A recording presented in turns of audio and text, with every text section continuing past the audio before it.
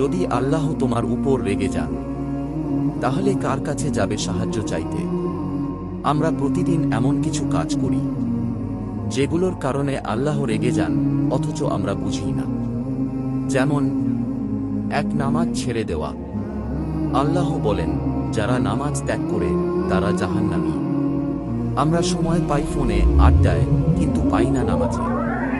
এই অবহেলাই তোমার রিজিক, শান্তি আর বরকত কেড়ে নিচ্ছে।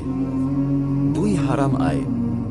সুদ, ঘুষ, প্রতারণা, মিথ্যা ব্যবসা, এইসব থেকে যা আসে তা আগুন। যে হারাম খায় তার দোয়া কবুল হয় না, তার দেহে আগুনের খাদ্য জমে। 3, পিতামাতার অবাধ্যতা।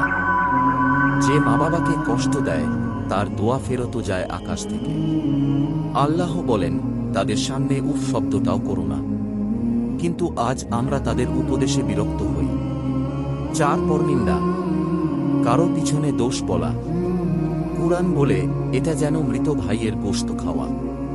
ভাবো, তুমি যার কথা বলছো, আল্লাহ সেই বান্দার পক্ষে তোমার বিরুদ্ধে সাক্ষী দেবে। 5, চোখের গুনাহ।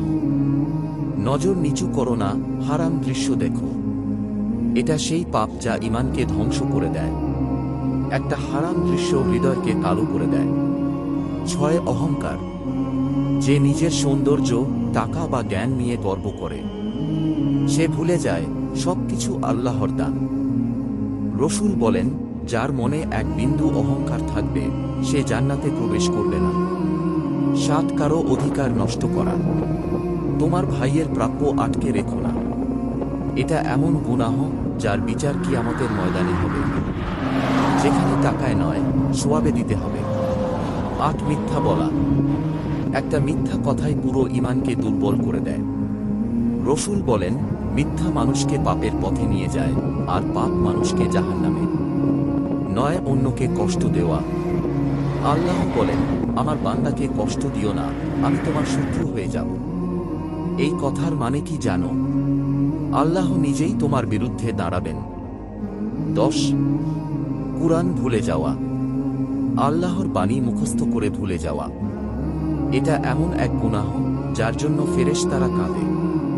আল্লাহ বলেন, যে আমার বাণী ভুলে যায় আমি তার জীবনে সংকীর্ণতা এনে দেব।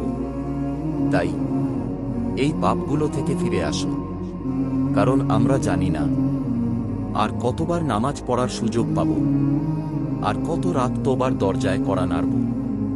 আজই তোবা করো, কারণ হয়তো আগামীকাল তোমার জন্য সূর্য নাও উঠতে পারে।